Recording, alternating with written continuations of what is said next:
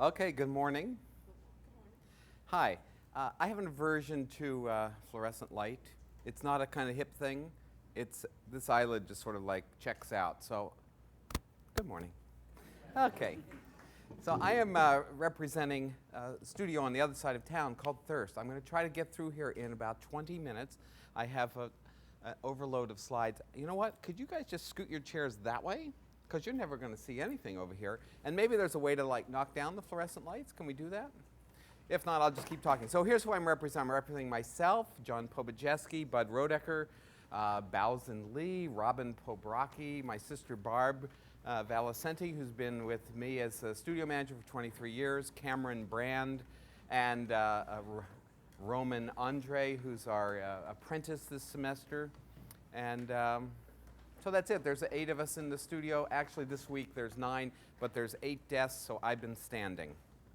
Here we go. I'm going to start off with a little a video clip. Let me also say that the studio Thirst is, we call it intermedia. It's sort of all media.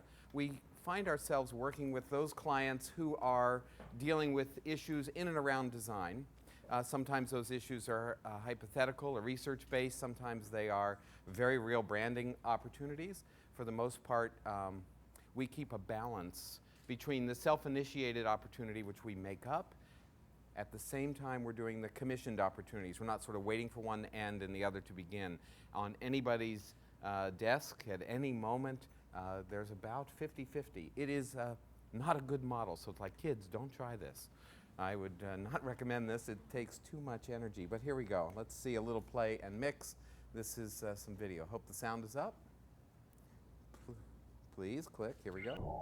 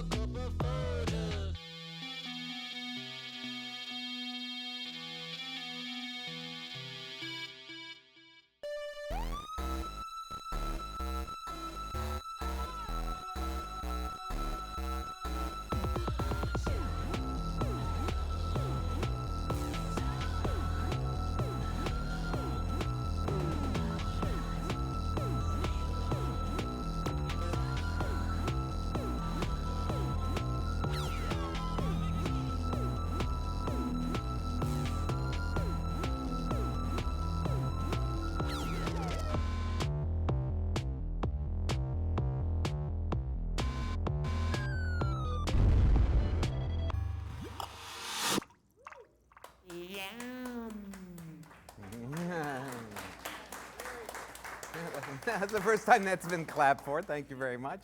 I'm glad I showed this because some of the things as we go through this 20 minutes are about the moving image, and they're tucked towards the end, and we may not get to them.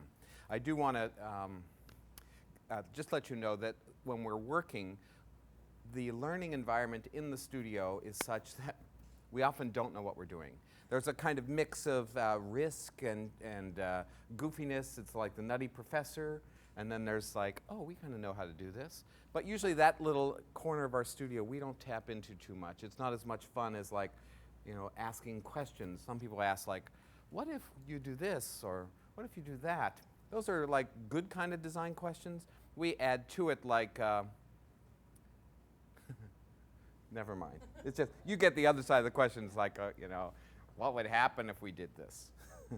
And we're looking for like a little explosion. So what I thought I'd do is I'm going to take you through a mix of some projects. Some are print-based, some are, again, self-initiated. And I'm going to just share with you a little of the backstory, some of the process. This particular project is called Metallics. It was led by John Pobojeski.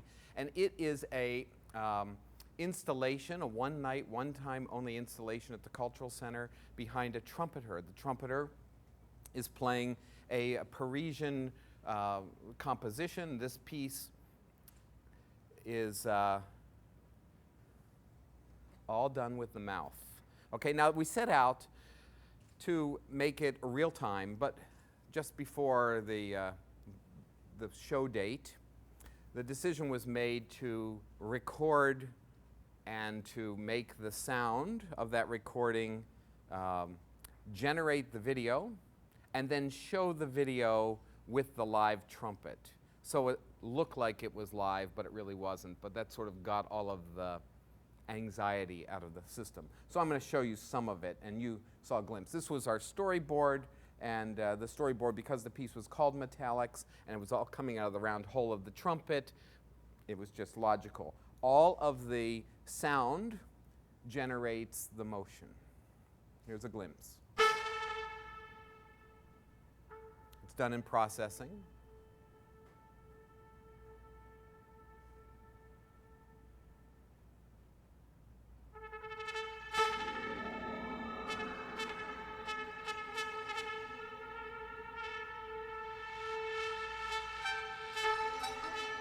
And you can hear how the breath in the air sort of adds to the texture, the visual texture.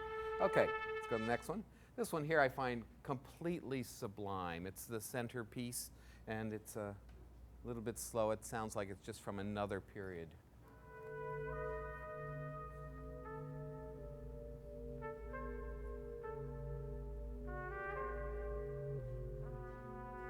And in a second, color will come in, and you'll hear the color and you'll see the color at the same time.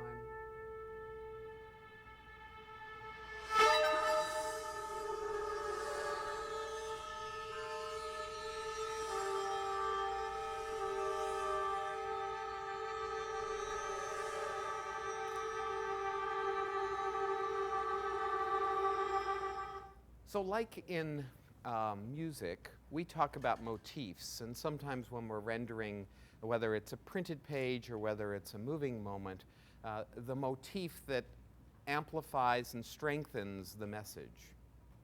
You know, like what are the collection of motifs that we can deal with? And so often we're going to have a kind of modest palette of motifs. They may be compositional, they may be color, they may be textural, and then we'll use them like on a slider scale, like a little bit more of that, a little bit down like this. So we're doing sort of like mixes, and those mixes impact both the moving storyboard but also a page turn or a web experience. So here we go. This is at the close of the piece, and you'll start to hear the breath. It starts to get a different kind of texture. It's almost coarse and rugged. You just feel the pulse of the breath here in a minute. It just keeps launching forward.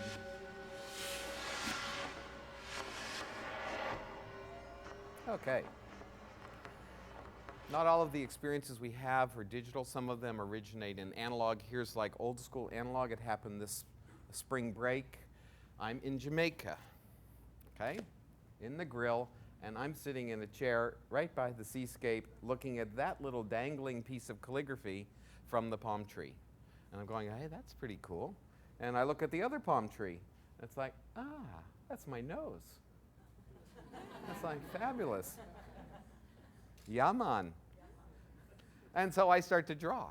And at the airport, I bought a couple of the little notebooks, and I bought the thick versions. And in a couple of days, I'd gone through every page, channeling these drawings. And notice there's no pencil line, there's no nothing. I don't know where these drawings are coming from. And I'm chasing my hand, or I'm chasing something with my hand just as fast as it goes. And I ran out not only of paper, I ran out of the pen. And when I ran out of the pen, I returned to some of the drawings. Here I'm drawing in the Murakami book. Chip Kidd did the cover, but I sort of like emblazoned most of the pages of that novel with these drawings. And I started to colorize them with my little color pencils. I took phone photos. I sent them back to the studio, had these drawings digitized, with the least amount of points. And I came back, and there were over 150 drawings ready to do something. And the studio really didn't know what to do, but we knew that at that point we also had a project, and the project was to introduce Graphic Art Studios' Indigo 7600 press. So I called it the Go-Go 7600. And the idea that John and Bud and I kicked around was to generate for the Type for Show introduction a series of free postcards printed on this press that could be passed out, encouraging designers to take it, go to a website, fill out a thing, and in response they would then get a poster. So here's the kind of strategy, a kind of simple, printer talks to the design community. After the drawings in Jamaica, I quickly I filled another couple books drawing alphabets. And so that was my contribution to the alphabets, as well as this one. John, I think, did that one, and that one, and that one, and that one. And Bud did this one, and this one, and that one. So that was our quick charrette. The logo looks like this. That's a Rick-style logo. And then the idea was to create, with this versioning press, just the notion that every sheet of paper could be different. A system that was like the printing business. Over there we see imposition, in the middle we see make ready, and on the right we see trapping. Okay? And we set up a system that allowed these alphabets to just be mixed randomly and the colors assigned randomly. And these cards were generated on the fly. So there's some examples of it. In a minute I'm going to show you here that says baby. Aw. So here's the real-time InDesign assembly of that process. And it's just like a digital coloring book that's happening. And in a second I'll show you all the cards here.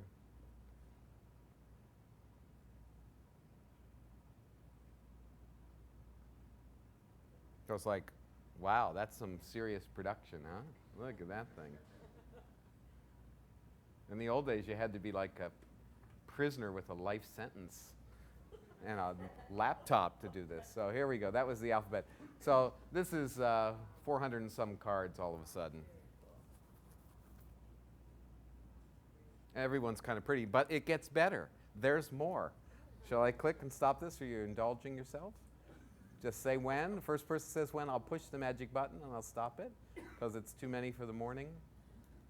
Okay, enough. I said it. So you go to the website, and this website is just about done with development. And you get to pick a grid. You get to say, oh, I want the 4 up, I want the 8, or I want the 16. You pick the grid. You go down here. You pick the type style you want. And in that grid, you get to type in your message. You can put a letter wherever you want on that grid. And then you fill out the form. And they send you, so you push submit. And they send you your poster. And where you've left a blank, there's a little X. Someone typed in already they wanted Future Haas.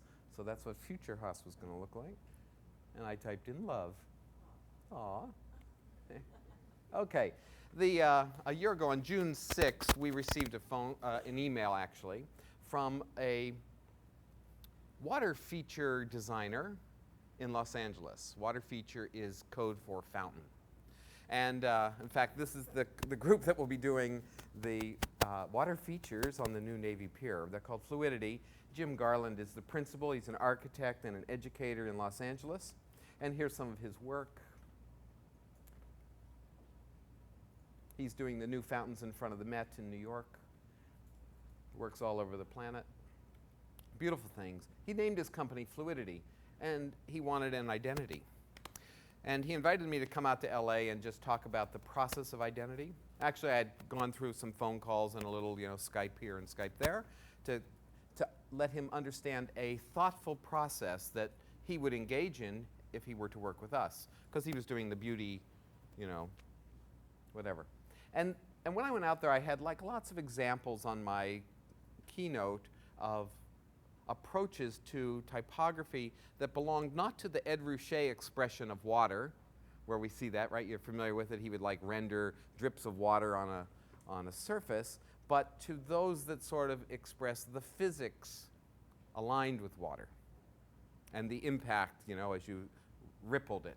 And this from Karl Gerstner. You can just imagine Karl in Switzerland or wherever he was in the 60s cutting this and moving it and then taking a lunch break and coming back and moving it a little bit more and taping it down, giving it to his assistant, say, make a photostat, we're done.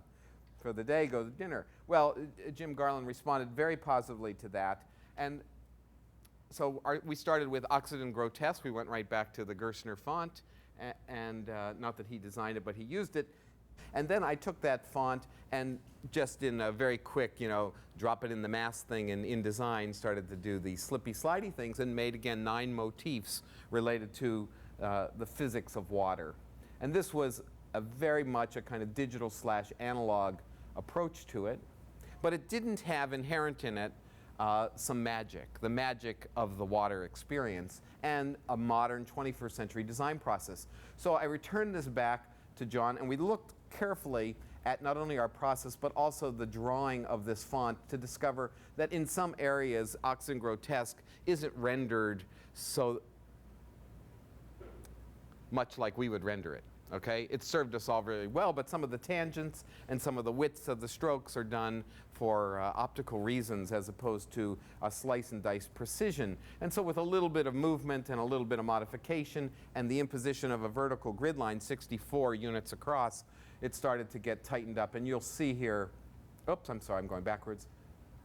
Here's some of the evolution of that type drawing. You see the counters all of a sudden got rectilinear. And then it was like, oh, is it going to be like Occidental on the left or kind of like LA on the right? Then we went lowercase. And you can see now the grid got laid horizontally as well. So we're locking it up and we're tightening it. And I think we're right about there is where we ended up. And it's interesting because from a design point of view, we're dealing with a question like when you brand a company, what's the relationship between two things, the active identity and the passive identity. Passive identity, as you know, is like the sign always looks like this, and it always goes here. And the active identity is like, it could be something else. And then we're dealing also with the question, what is the space between illegibility and recognition? Or legibility and recognition. What is that balance when you have a brand? And we said, we think we can do a illegible identity and a recognized form. Because his audience was small, he wasn't going to the consumer base. He was going to other architects or city planners. And so we built a generator. We took the 9 motifs down the side, made a processing generator that would allow the base font to go in there. You could select the motif, go to the slider scale, activate it as much as you wanted, and then in the upper right corner, push, that was my alarm clock saying I'm almost done here. Push, go ahead, make a piece of vector art. So here we go. And these are some of the choices that were made. Oops, let me back that up. They don't look that much different than the ones that were done by hand, but these were, again, automatically created. And the value of this is when it came to the back of the press form on a 2640 sheet or 2840 sheet, we're able to maximize the fact that everybody could get a different base card. And Okay. I'll just click through. The other thing that we're doing, we drop into analog letterhead that's normal. There it is. Envelopes.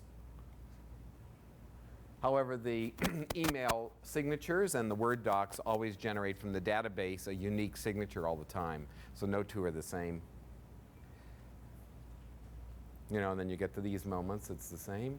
We're using that generator to create transitions in their video work between frames, so it's our own kind of dissolve. And again, the client has come back and said, oh, I love the Dune dissolves in the movie Dune. The website we're working on, that's our phase 3. We're in phase 2 now. I'll show a couple more projects. This is one in development, not top secret. I want to get it out. It's called Culture Coast, and it is a non-branded brand. It's trying to assign a name for the space south of 55 or south of McCormick Place, east of 94, from Bronzeville south of Hyde Park.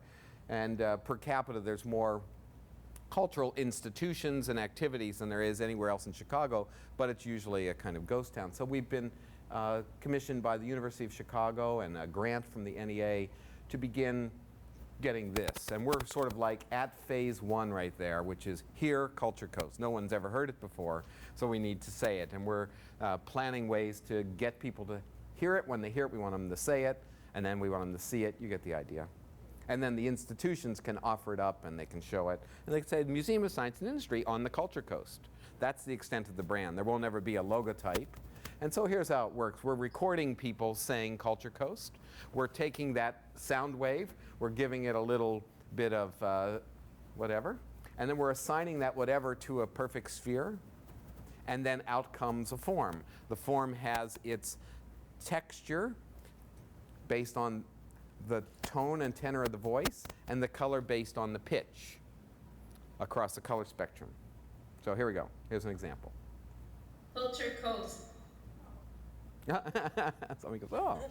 Culture Coast. You see? And then what we imagine is that there's like hundreds of people. We've been collecting, we're about 50 now, but there's hundreds of them. They're all a little bit different. And it turns into a palette for us to use, whether it's analog, or this is what I'm excited about, the ultimate interface, where you get to touch one, see the person talking about their experience on the Culture Coast, and you're kind of done. It's like, oh, what did you do? I went to the Roby House, or I went to the Experimental Station, or I went to the Little Black Pearl. And then those people who are the institutions aligned with it, they get to have, instead of a normal plaque, they get a yard sculpture, and it'd be fiberglass and painted by one of the local artisans, and then the park could have inflatables, and the bakers could have cupcakes. I'm going to clip, okay. Again, we're back to analog. The Classic Color folks invited us to do a promotion on sappy paper. We're working with and liking our friend Francois Robert, who was making an alphabet out of the human bones. We married that with Obama's Nobel Peace Prize talk, re-keyboarded on old Smith Corona in the office, one finger at a time. I can't imagine the way people used to type, because it's very hard. Typed it out, then on every page adjacent to that letter in the alphabet, eliminated that letter. In other words, it just was killed. My favorite letter. The spreads look like this. It's an 11 by 14 inch book. It ended like that, Stop the Violence, and it had a video. The video and the exhibition were launched on the day, that Saturday, that Gabrielle Gifford was shot. The odd part was it was also done in Tucson, Arizona, which is where Francois was living. So that evening, this show opened with that gunshot as the first large-scale image in the gallery. It was serendipitous in the most, in fact, I'm getting the goosebump thing right now. So this is what we launched also to distribute the books. 1,000 books went away in a week. And over time, as codes of law sought to control violence within groups, so did philosophers, clerics, and statesmen seek to regulate the destructive power of war. The concept of a just war emerged, suggesting that war is justified only when certain conditions were met. If it is waged as a last resort, or in self-defense, if the force used is proportional, and if, whenever possible, civilians are spared from violence.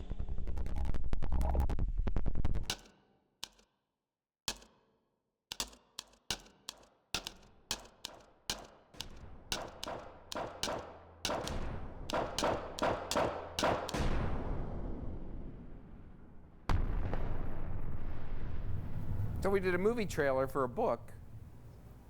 Okay, that was pretty good. I'm going to zip through a couple of things really fast because I know it's Q&A time and my alarm went off and I don't want to miss your schedule here, Mig. Okay, we've just finished the redesign of this magazine called Iver Design.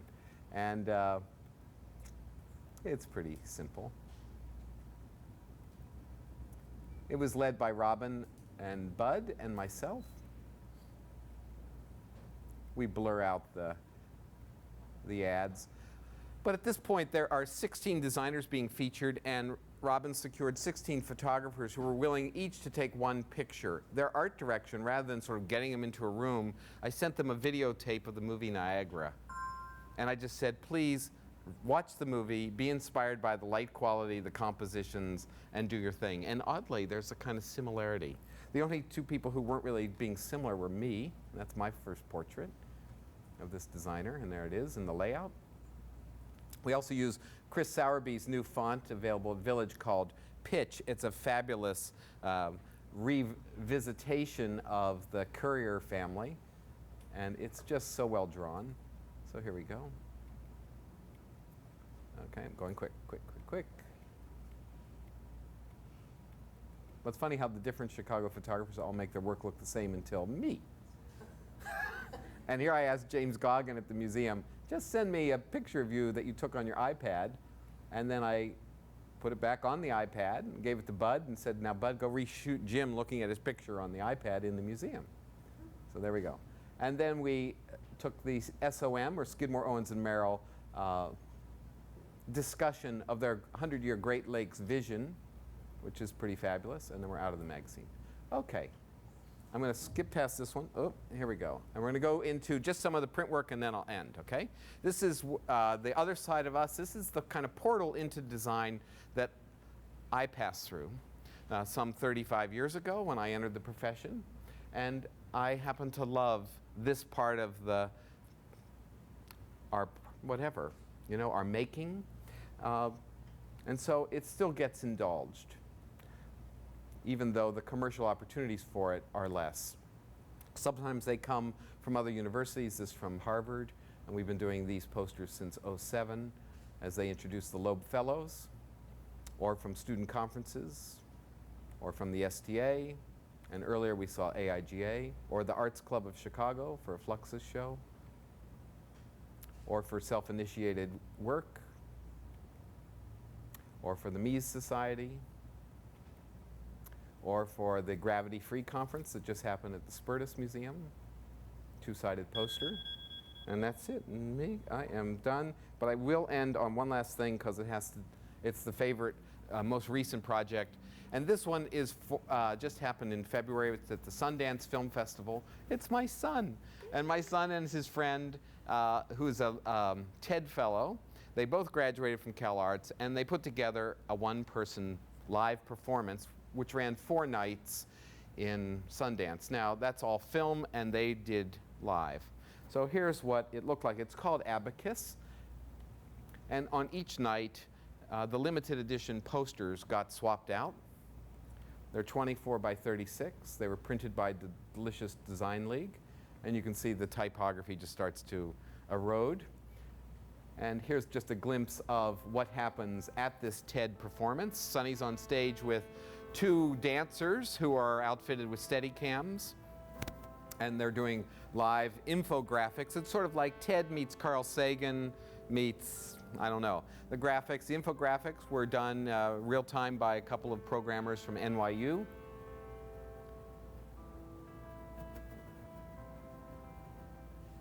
And it's a 50-minute presentation. It went from Sundance to the Disney Concert Hall for a few nights. And there he is, young 26-year-old Sonny. Aw. This is the proud papa moment. It's Father's Day weekend, so you have to indulge me. It's okay. What I am proposing today is the dissolution of all national borders as the next fundamental condition of our continued social evolution as a species. We made also a program, and the program, one press form, rested on everybody's chair in both venues. And it took the libretto, if you will, or the book from the playwright and illustrated them.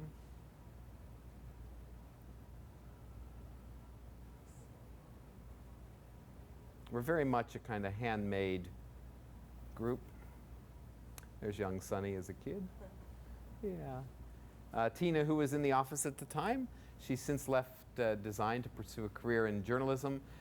She was at the Palestine-Israeli border and brought back this picture in January, so we put it in there. And the Occupy movement was heating up back in February. And the favorite piece of infographics in the book is this one, Charting Lies Over Time. There it is, kind of smiley face. And that's it. Okay. Thank you. Thanks very much. So Rick, I just have one question for you before we open it up to the audience. You can turn the lights back on now. Be all right. You know, Rick, traditionally as designers, we're trained to sketch with our book and our pencil, but so much of your beautiful work is informed by technology. And so I personally find it hard to imagine, I want to sketch something where somebody speaks into a microphone and this cool, unique form happens. So how does technology play into the role of like beginning your designs, and how does technology, you know, what's the sketch process or the concept process like for you with processing and all the other stuff you guys do? That's a really good question. You see, you're carrying right there. And look, I'm like pocket protector geek, blue and red, or blue and black. In the studio, we have 3 colors of paper, usually 8.5 by 11. We have yellow, which is what I draw on. John draws on a green, which is the color of that chair. And the rest of the studio, Bud, primarily draw on white. And that way, at a glance, we can see where that notion originated. And we can also just see where the priorities are. If Rick says yellow now, we have to do it now. But it's not usually like that. So the real part of our early parts of an idea come at the conference table. To me, that's where design really happens. It comes not only here at these sorts of moments, even though we don't have these walls and we don't really draw on Post-its, we don't think like that so much. We're just filling up reams of this paper with idea after idea and just putting them out on the tables, the conference tables. We engage clients at that moment. It's incredibly fun. And then it's like, what do you do with all these pieces of paper? Well, you try to make sense of them. And in those moments, you're able to ask questions again, like, well, what would happen if? We had people in this area of the Culture Coast just say it. And then what would happen if we turned it into something? Well, that doesn't happen just starting at zero. It happens because we've been working with that sort of métier of sound and the video, or sound and the visual, but it was just like the next application of it, what we could do with it. So we've made enough experiments. That's the value in the studio of having self-initiated projects going on, because you're not waiting for the opportunity to start at zero. You always have something in process. And then you attract the interested or pre-qualified patron, client, collaborator, whatever, because they like what's going on. I always fancy the office. I say, let's just imagine ourselves not in like some slick thing, but we're like the basement of James Bond's outfit. And we're all that guy, Q or something, the old man. Hey, James, look, your shoe can do this. And it's sort of like what's happening. I like walking around the studio like, they're making a cool shoe over here, better watch out. And that's how the studio operates. But then again, I can sort of dress it up and be professional and carry on. And, that's easy too. Because I'd never want to sort of dismiss the important role that design has, which is to put value out into the world. Because we can fill landfills, folks, just like that. And we can clutter our monitor experiences that we have, in our waking hours with the worst crap ever. Who needs that? Yet all of it's generated by designers. We're completely responsible for the way people get information in an information age. So how do we do that? How do we sort of measure our own creative output both in terms of responsibility and joy and advancing the way people talk to one another, and at the same time make messages of value. Not messages of no value, but occasional messages about value. And I think those are the only three categories I can see. About value, on sale, right? Or worth your time. That's about value. Messages of value. It could be poetry, it could be film. It could be anything. It could be lifestyle, it could be nutrition. And then, of course, there's messages of no value, and that's the place where, as designers, we have to make that decision responsibly and go, can't do that. Don't want to do that. Shouldn't do that. Or, if this is the opportunity, how can I reshape that opportunity so that it is a message about or of value? We have time for a few questions, Rick, if you want to plug some questions from the audience. Anybody want it? Yes, thank you. Let me just repeat the question in case we're being recorded here. You're asking, you know, allow me to comment on the cross-disciplinary fusions and collisions that take place, where in your case that you mentioned, the invisible becomes visible. You know, all that we do, first of all, is at its best very, very invisible, right? That emotional contact we have, whether we're making 10,000 of something or a gazillion of something, it always boils down to one person communicating with another person. And that's the kind of distillation that really is so important. Because if we lose that, if we behave without civility, if we behave without kind of respect or generosity, we're just like fucking with everybody else. And that is so not cool. So you're now back to the pragmatic, the kind of studio thing. You know, the alchemy of creativity is always, at its best, magic. My coffee spilled on the piece of paper, and look at that wonderful piece of calligraphy. It looks just like it came from a Chinese brush, right? There's that moment, it's like, print it. And, right, we've all had that thing. Or I'm tearing the paper and it tore just perfect. Or I'm driving down the street and I see a billboard that's, you know, all of those things, we've all had them, and we're like taking our picture, our phones are full of them. That's magic. Now, to create a studio where magic happens, there's a couple ways to do that. One, how do you cast the studio? What kind of individuals do you have?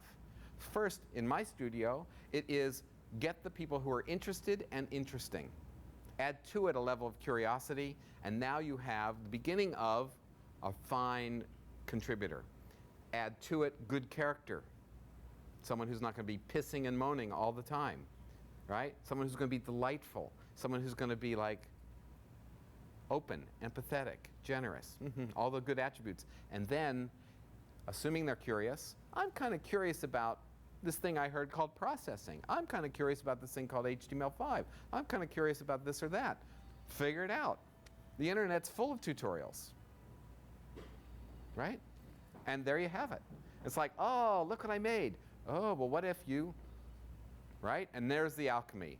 What if that little thing you were playing with sort of layered itself on this little project we're working on? What would happen? That word give that you saw in the opening video, and it went into the person raking with a spring. It was for this food cooperative video for ArchiWorks. And the typography in our 11th hour, we were trying so desperately to do this type in a typeface. And we went to, John and I, at this editing moment, went to Bud's website called richarddaly.com, where he had been exploring this new geometric letter form in his playtime. We appropriated it. He came back from wherever he was, and he saw us take 3 words in the video, and they were all this typeface. He goes, hey. We go, calm down, it's all right, you know, you're one of us. We did it out of, and it was that kind of appropriation and, I don't know, collaboration without permission. But it worked, and he came to love it, right? We made him. Okay, another question. Another question, and we can all go back to work here. Yes? I have sort of a kind of a history question. Uh-oh. Your work really highlights the contrast between the tools that were available to designers and creators, say 30 years ago, and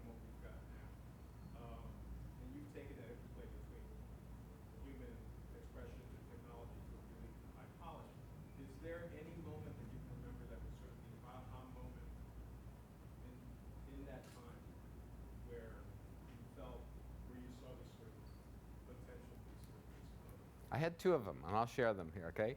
Because they're just like the big kind of seminal channel change for me. At the risk of really dating myself, in 1978, I attend the IKAR Congress at Northwestern University that Bob Vogel and Pat Whitney put on. And it stands for International Congress of Graphic Design Associations. They come from all over the world. And there, Massimo Vignelli was doing a presentation of his kind of recent Manhattan subway map, right? That's kind of seminal, as well as the metro signage that he had in, where did he have it? Washington, D.C. That break in the day, I go to the reception station. I ask a woman, "Oh, you're awfully nice." We start to talk, and I said, "You're awfully nice. Is there anything I can do for you?" She said, "Yes, I'm looking for a couple of 8.5 by 11 maps here of Evanston that show where the parties are tomorrow and what languages are spoken at what parties. Can you make those maps for me?" And a light bulb goes off in my head, and I go, "I know just what they should look like. I should turn Evanston into the Manhattan subway." Except all I have is a typesetting machine at the insurance company I'm working that is a typesetting machine in the dark room with a 35 millimeter strip of paper that has a wheel on it and a safe light, and it sounds like this. I want an A, A. A K, K. And you're always moving out the piece of paper. At the end, you have a strip after it's processed, looks like David Carson. You have to then cut it all up, rekern it, restat it, paste it up. I spent my first kind of professional all-nighter making these 2 8.5 by 11 things. That was the first one. The second one, 1985, I think. The Mac has been introduced on that commercial in '84, and April Greiman is like first on the block to start doing stuff. The Queen is doing this like whacked out stuff. And I am so in love with it, I run out and buy the Mac SE. And it has like about 5 operating system fonts, one of which I think Chicago and Geneva and blah, blah, blah.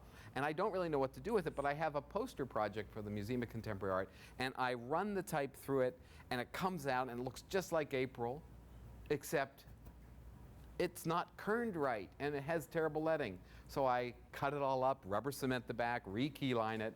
So that was my first Mac experience. I made like traditional keyline out of an old Mac. Yeah. Yeah. And the old days of Photoshop, you know, I'm from that school where there was no undos, no history palette, or one undo and no history palette. And it just would chug along on those quadras. And yeah. So I'm always dealing with it. And here I even bring today like a silver keyboard Mac Pro. It's its last day. The new one's out. I've been waiting for this week. So, shall we do one more? Yeah, let's do one more. If nobody wants to raise their hand and trigger me, we'll go back to work.